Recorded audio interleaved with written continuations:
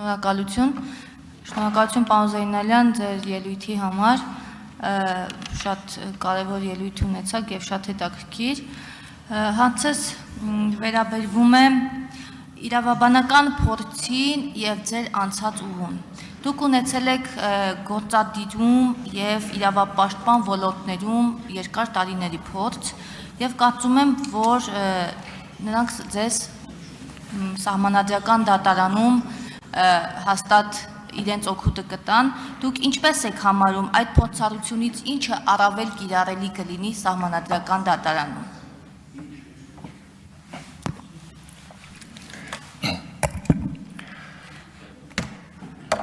Ես պրակտիկ փաստաբան եմ եւ արդեն տեսակ սահմանադրական դատարան ամենաշատ դիմաց փաստաբանն եմ։ Ես սահմանադրական դատարան առաջին դիմաց փաստաբանն եմ։ Եվ իմ դիմումների հիման վրա բացահայտվել են բազմաթիվ իրավական խնդիրներ։ Հենց առաջին դիմումը վերաբերում էր նախագահ հրամանագրերի անվիճարկելիությանը։ Երկրորդ դիմումը վերաբերում էր մարդու իրավունքների պաշտպան Լարիսա Ալավերդյանի իրավունքների պաշտպանությանը, որով ես վիճարկում էի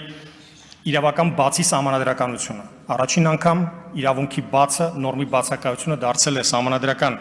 վեճի առարկա այդ գործով եւ այն ճանաչվել է սահմանադրությանը հակասող։ Կարելի ասել, ես իրավացի եք, մենք եւ սահմանադրական դատարանը միասին ենք մեծացել։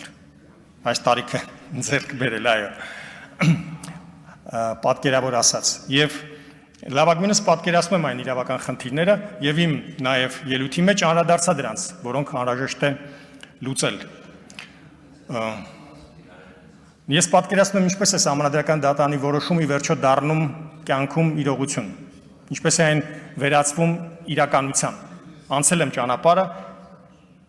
A-ից մինչև F։ Պատկերացնում եմ ինչպես պետք է ձևակերպել, որպեսզի այն օգուտ տա, չլինի տեսական եւ չլինի նաեւ, ասենք, պատրանքային, այլ իրական։ Սրանք ես լավագույնս պատկերացնում եմ որպես պրակտիկ փաստաբան եւ նաեւ մի շարք տեսությունների հիմնադիր։ Շնորհակալ եմ։ Ունեք արձագանք, համեցեք։ Շնորհակալություն, պարոն Զեյնալյան, քանի որ ձեր փորձից խոսեցինք եւ ձեր հետագա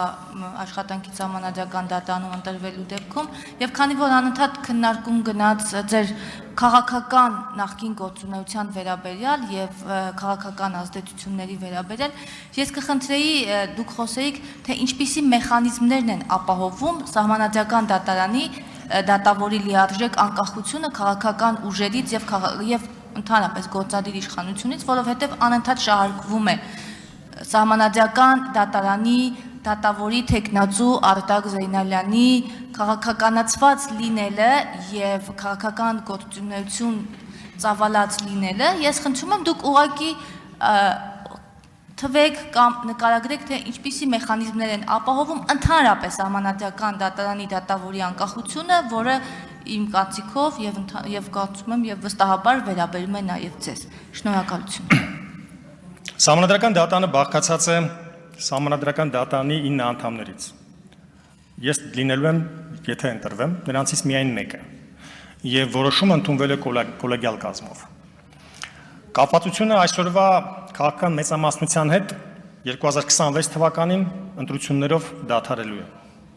Սրանք այն երաշխիքներ են, որոնք ապահովում են սահմանադրական դատարանի ընդհանուր հավաքական անկախությունը։ Բայց տեսական այս քննարկումից զատ 60 ավելի գործով սահմանադրական դատարանը որոշումներ է կայացրել իմ դիմումների հիման վրա։ Եվ նաև այդ դիմումները ներկայացվել են այս ազգային ժողովի դեմ։ 2018 թվականից ի վեր բազմաթիվ որոշումներ են կայացվել իմ դիմումների հիման վրա։ Այս պայդրությամբ եւս 3-ից 4 գործ քննվում են։ Այսինքն, եթե սա արդեն ապացույցն է այն բանի, որ ես կաշկանդված չեմ քաղաքական կապերով։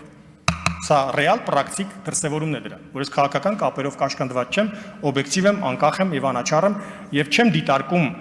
սահմանադրական դատարանում իրավունքների պաշտպանությունը որպես թշնամական ակտ կամ քաղաքական ակտ։ Այն